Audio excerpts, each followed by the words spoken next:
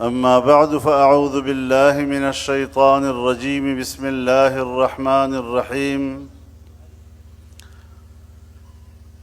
ضرب الله مثلا قرية كانت آمنة مطمئنة يأتيها رزقها رغدا من كل مكان فكفرت بأنعم الله فأذاقها الله لباس الجوع والخوف بما كانوا يصنعون صدق الله العظيم.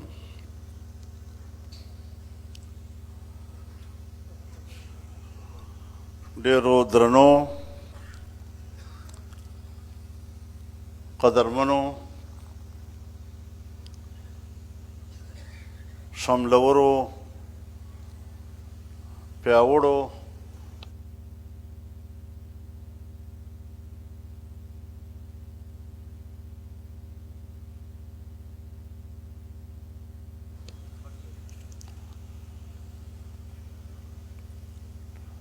حضرات علماء کرام، په سټیج باندې ناست د قومونو مشران،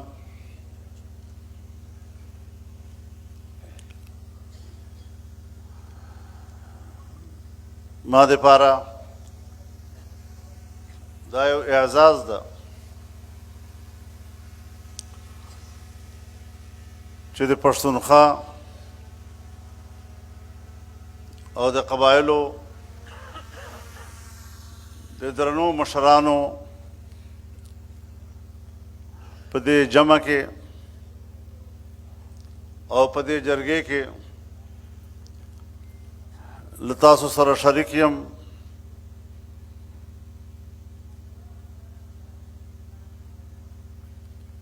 دې کې هیڅ شک نشته چې د پښتنو له روایاتو سره مناسب همیشه د دوی جرګې کېږي او پښتون واحد قوم ده چې که دوی اسلام قبول کړی ده هم په جرګه یې قبول کړی ده او په پښتون کې کافر نشته.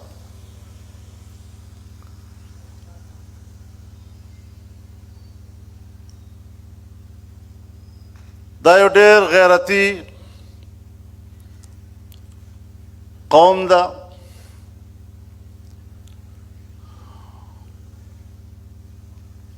او زموږ د سیاست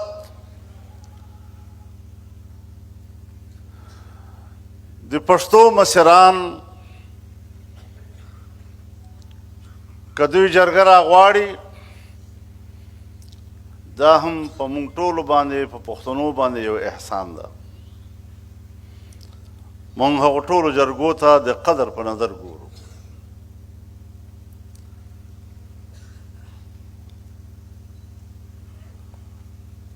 خو زه په خپله تقریبا له 12 کالو نه په تسلسل سره تاسو په جرګو کې شریک یم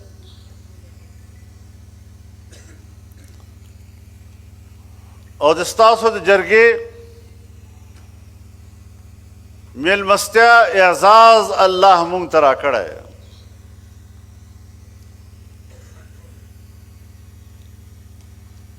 په یو وخت کې چې کله د فاټه د انضمام مسله وه، بحث خدا کیږي چې دا د انضمام په حق کې و او دا د انضمام مخالف و، او موږ ته دغه نسبت کیږي چې دوی د انضمام مخالف و. خو زه ریکارډ صحیح کوم،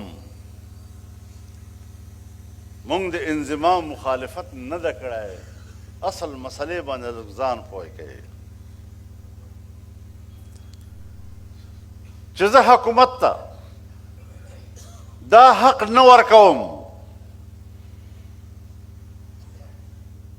چې د قبایلو مشورې نه بغیر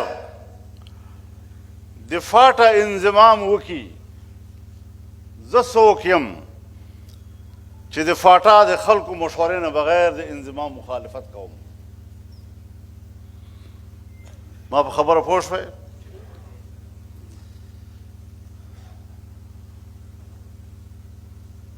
د هغې جرګې هغه مکمله جرګه چې په حیات آباد کې وه او 4,000 قبایلو په هغې کې شرکت وکړ.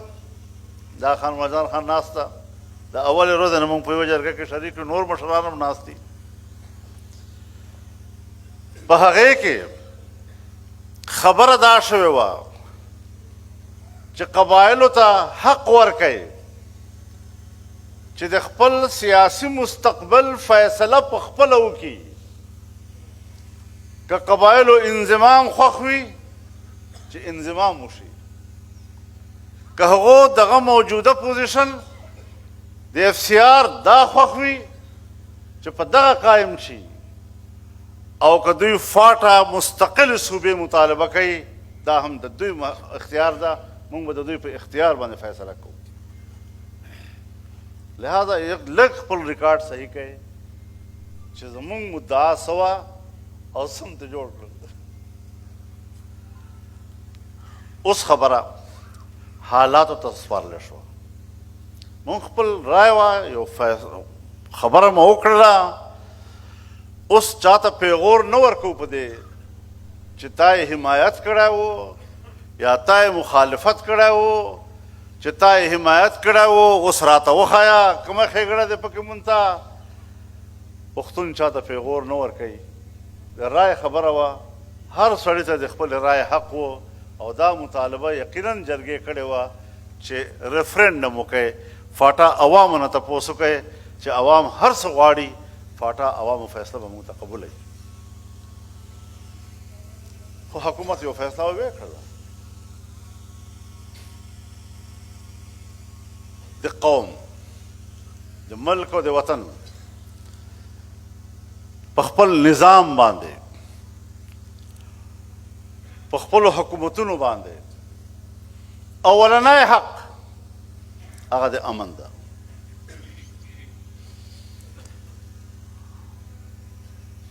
د قبایلو د رای او د قبایلو نه تپوس بغیر چې کومه فیصلې وشوې، هغې اوله تقاضا دا وه چې هلته به امني.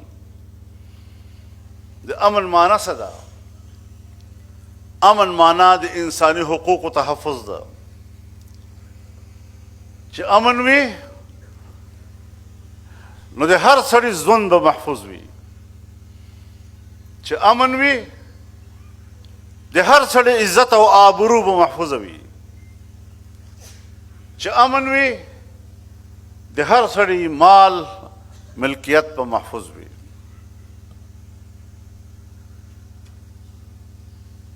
نن چې تاسو موږ ناست یو دغه جاړو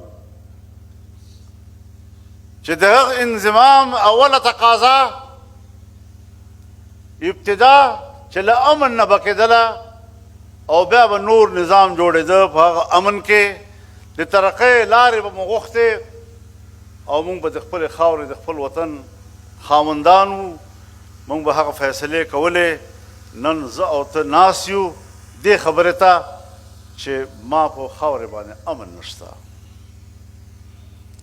امن نه محرومه قوم دا د هر شي نه محرومه قوم بللی کېږي. چې امن موند، ژوند محفوظ، عزت محفوظ، مال محفوظ،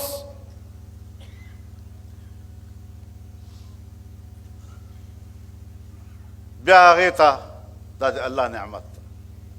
بیا ترقي لارې هم آزاد شي. اوس ترقۍ لارې بندې، امن نشته. او د اسلام په نظر کې خو اول شی امن ده. اسلام نوم د سلامتۍ ده. د ما مذهب نوم اسلام ده، بل ته سلامتیا ورکول. د ما د عقیدې نوم ایمان ده، بل ته امن ورکول. نو چې د کوم دین په عنوان کې د امن او د سلامتۍ معنا پټوي خپل اندازه ولګوئ چې آب وطن دپاره مملکت دپاره او قوم دپاره څرنګه د امن نظام لري. موږ له هغه نظام نه تښتو. ما تجربه ده، زه تقریبا له 1988 نه په پارلیمنٹ کې یم په اسلامي جمهوریه پاکستان کې چې ټولو نه ګرانه او سخته مطالبه ده د اسلام مطالبه ده. که زمونږ حکمرانان وي، که زمونږ اسټیبلشمنټ ده، که زمونږ بیوروکریسي ده، که زمونږ بختورې کورنۍ دي، ټول که یریږي د اسلام نه یریږي. حیران به شو ورته دې خلکو ته چې تاسو څنګه کلمې ویلي او بیا وایي مولوي صاحب مونږ هم مسلمانان یو، مونږ هم کلمې ویلي دي، مونږ هم منځونه کوو، مونږ هم روژې لرو، قرآن تلاوت کوو. ما خو نه د ستا په کلمې اعتراض کړی ده، نه مې د ستا په تلاوت باندې اعتراض شته، نه مې ستا په منځ باندې اعتراض شته، نه مې ستا په روژې باندې اعتراض شته. که په کال کې 10 وار حج کوې هم ستا پر هم اعتراض نشته. نو خبره دا ده چې ملک ته څه ورکوې. دا وطن اسلام غواړي.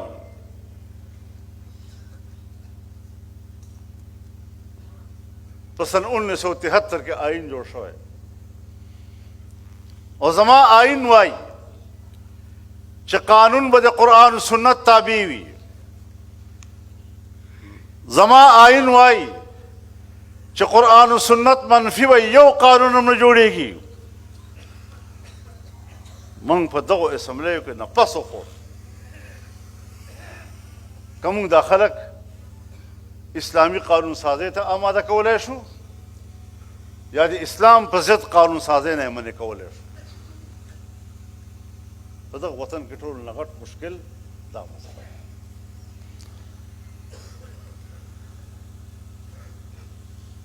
جمهوریت یوه دعوه خو ده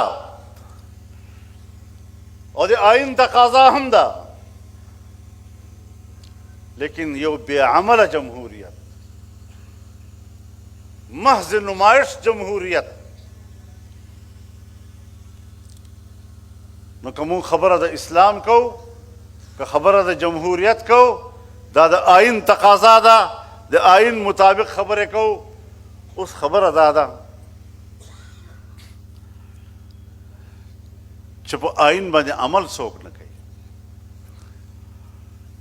زما د خولې نه که یو ټکی لاندې باندې ووت، هغه ځای نه را باندې فتوی جاری شي، دا خو ریاست چیلنج کوي. زه چې د آئین مطابق فیصله کوم، زه چې د آئین مطابق مطالبې کوم، زه چې د آئین مطابق د ملک د چلولو خبره کوم، نو زه د ریاست وفادار یم. او ته چې آئین احترام نه کوي، آئین د یو څو پاڼو بوج بولې په خپل سر باندې، آئین تا په نظر کې هیڅ حیثیت نه لري، نو د ریاست مخالف بیا ته ریاست ملګری زه یم.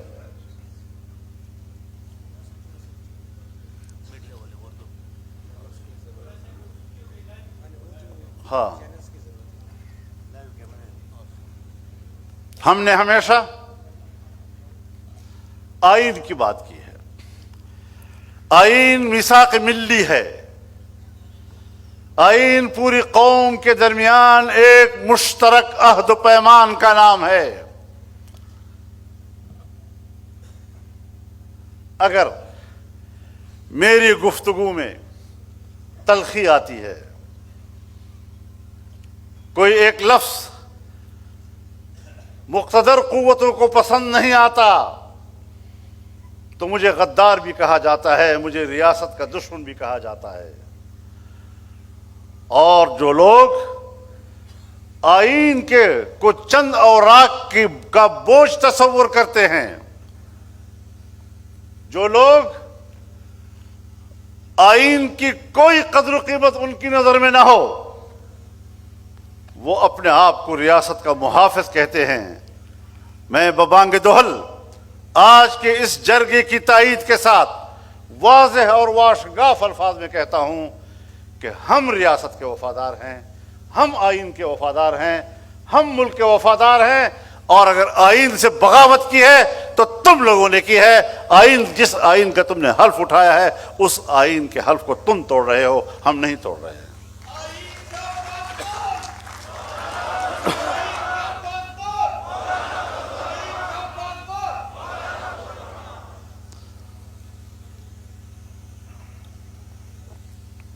میرے دوستو،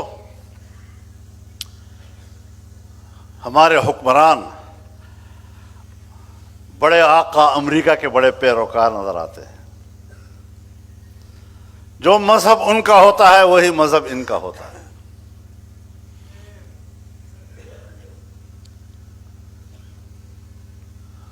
امریکہ نے کہا میری جنگ دہشت گردی کے خلاف ہے۔ دہشت گردی کی کوئی تعریف بھی نہیں تھی کسی کتاب میں، لیکن افغانستان میں دہشت گردی کے خلاف جنگ کے نام پر امریکہ نے فوجیں اتاری تو ہمارا حکمران مسلمان بھائی کے شانہ بشانہ کھڑے ہونے کی بجائے امریکہ کے شانہ بشانہ کھڑا ہو گیا۔ امریکہ کا اتحادی بن گیا۔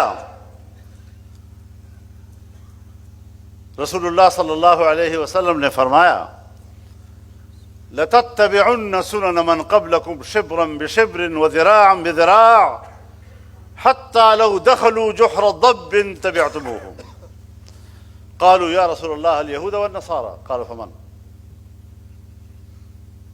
ایک دن آئے گا کہ تم بالشت بالشت اور قدم قدم پچھلی قوموں کی اس طرح پیروی کرتے نظر آؤ گے جس طرح کے اگر گوہ بھی اپنے غار میں گھسنے لگے تو تم وہاں بھی ان کا پیچھا کرتے رہو، تابعداری کرتے رہو۔ صحابہ کرام نے عرض کیا یا رسول اللہ ہم یہود و نصارہ کے تابع ہوں گے؟ آپ نے فرمایا پھر اور کون ہو سکتا ہے؟ آج ہمارے حکمران ہیں، آج ہماری مقتدرہ ہے جو امریکہ اور مغرب کی غلام، جو ان کے پیروکار مسلمانوں کے خلاف فوراً بندوق اٹھانے والے، ریاستی طاقت استعمال کرنے والے، اور ہم اپنے بھائی کو اپنا دشمن کہتے نہیں تھکتے، لیکن کہیں امریکہ ناراض نہ ہو جائے۔ وہ امریکہ جو آج کہتا ہے، آج کبھی کہتا ہے میکسیکو ہمارا ہے، آج کے بعد یہ امریکی ریاست تصور کیا جائے گا۔ کبھی کہتا ہے فلسطین کے مسلمانوں کو مصر اور اردن میں آباد کر دیا جائے، اور امریکہ کا کٹھ پتلی نیتنیاہو کہتا ہے کہ سعودی عرب کے اندر فلسطین کو بسایا جائے۔ یعنی ہمارا کوئی گھر نہیں ہے، ہمارے ہر گھر پر تمہارا قبضہ، ہمارے گھر کی ملکیت تمہارے پاس، اور اگر آپ کے اس دعوے کو ہم تسلیم نہ کریں تو پھر تم ہم پہ جنگ مسلط کرتے ہو، انسانی حقوق کا سوال پیدا کرتے ہو جھوٹے دعوے کے ساتھ۔ آج پھر امریکہ اس بات پر غور کر رہا ہے کہ افغانستان میں دوبارہ جنگ شروع کر دی جائے، اور ہم ایک بار پھر افغانوں کو آپس میں لڑانے کے لیے ایک پراکسی اسٹیٹ کا کردار ادا کرنے کے لیے تیار ہو رہے ہیں۔ اب باتیں چھپتی نہیں ہیں،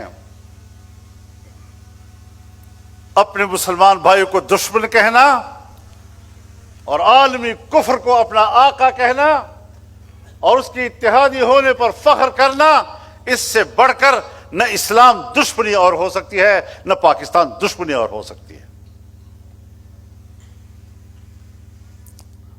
ہمیں صاف ستھرے نظریات کے ساتھ آگے جانا ہوگا۔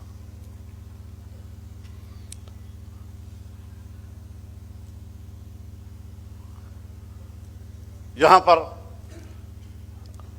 اگر پشتون اپنے حقوق کے لیے اکٹھے ہوتے ہیں تو ہم ان پر گولیاں چلاتے ہیں،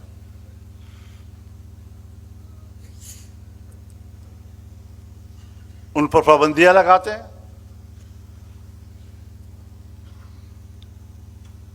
میں سوچتا ہوں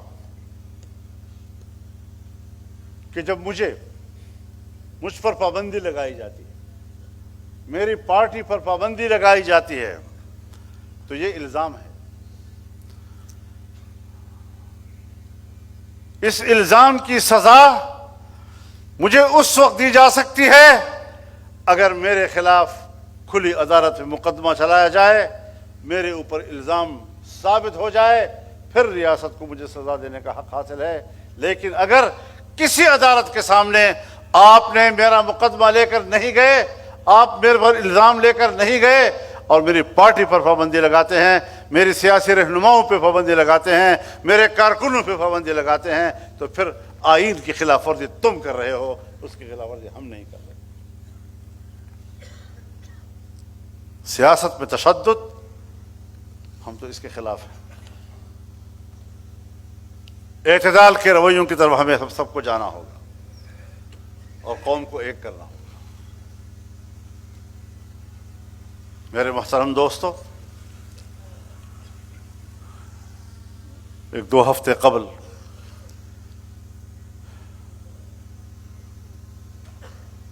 پٹیرہ اسماعیل خان کے یو 2 ہفتے مخ کے قبائل و مشران راغلیو درې 400 منځ کې خلکو د هغه جرګې مشوره دا وه چې دا نن جرګه به راوړو او بیا به په مخ باندې پرمختګ دپاره به دغه مشوره کوي خپلو کې چې مونږ کوم طرف ته لاړ شو، په کوم خوا به ځو. ان شاء الله العزیز تاسو چې کوم حکم ماته وکړ چې سیاسي رهبرانو یو آل پارټیز کانفرنس ان شاء الله د سیاسي د پښتنو د سیاسي ګوندونو د مشرانو یو اجتماع به کوو ان شاء الله او د هغو په مشاوره سره به مخته کېږو ان شاء الله.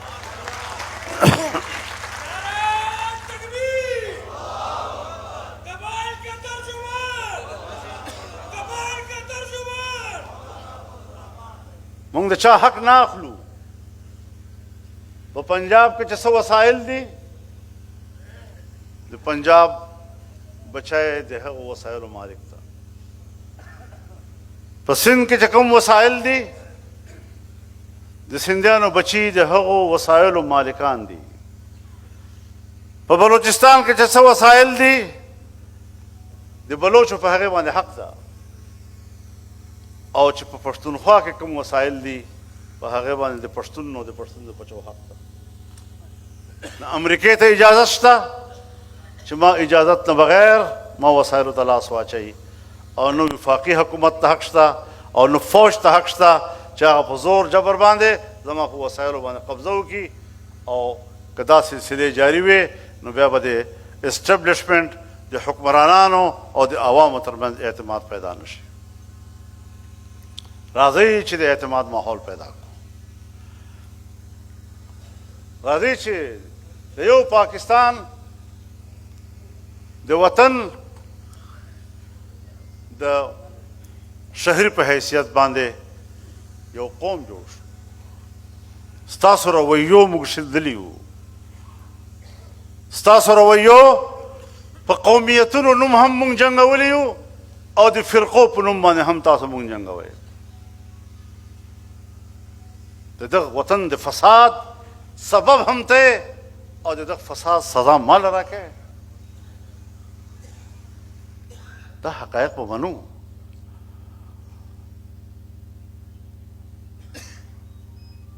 ظاهره خبره ده چې که په دغو جرګو خبره نه تمامیږي او دوی دا خیال کړی وي چې بس خدا خلک د یو ځای شي 2 غنټې خپلو کې تېري کړي سره هر یو سړی د زړه بړاس وباسي او دې نه بعد دی د هغې وس نه لري نو انشاءالله انجینیر صاحب که زه د دیني مدرسې دپاره اسلام آباد ته وتایم اعلان وکړئ چې موږ به اسلام آباد ته وځو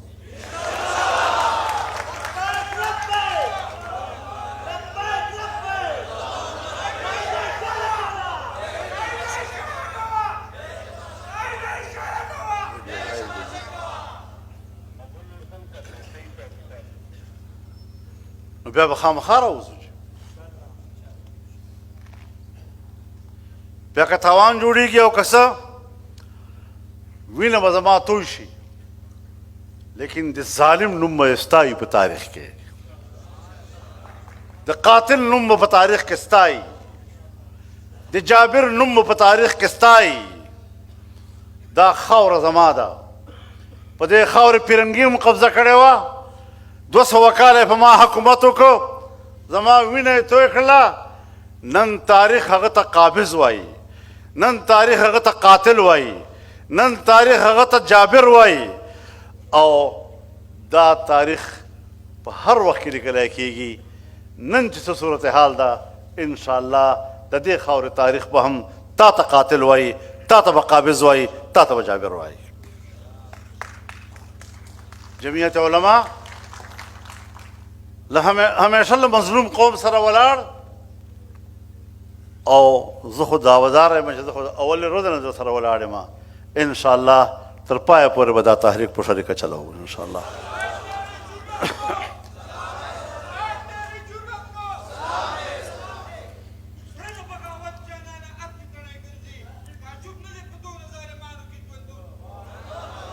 اپنی ہمت ہے کہ ہم پھر بھی جیے جاتے ہیں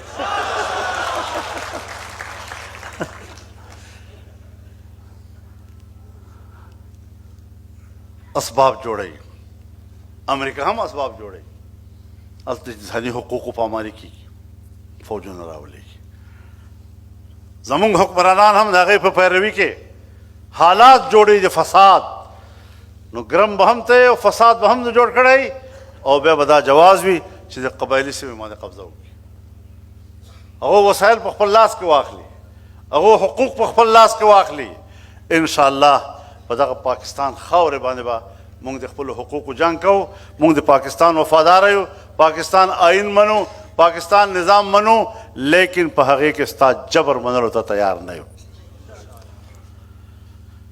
نو که خدای خوښه د حقوقو جنګ به په شریکه کوو انشاءالله او چې څنګه تاسو مشوره را کړې ده او کوم قرارداد تاسو پاس کړ دا اعلامیه ده او انشاءالله دغه اعلامیه به موږ انشاءالله سر ته رسو په دې به عمل درآمد کوو هغې ته به طریقه کار جوړو او که دا لویه جرګه دا اجازت راکړي چې موږ د هرې سیمې نه یو څو درانه ملګري راواخلو او بیا هغه په شریکه کښېني او خپل ځان ته د قبایلو دپاره او پښتنو دپاره یوه لاره جوړه کړو الله پاک دې زموږ دې سیمې ته امن ور نصیب کړي او زموږ حقوق دې الله تعالی موږ ته په خپل فضل کرم سره راکړي په امن سره دې الله راکړي او په احترام سره دې الله تعالی موږ ته راکړي او له هر قسم فساد او له جګړې دې الله موږ وساتي واخر دعوانا ان الحمد لله رب العالمين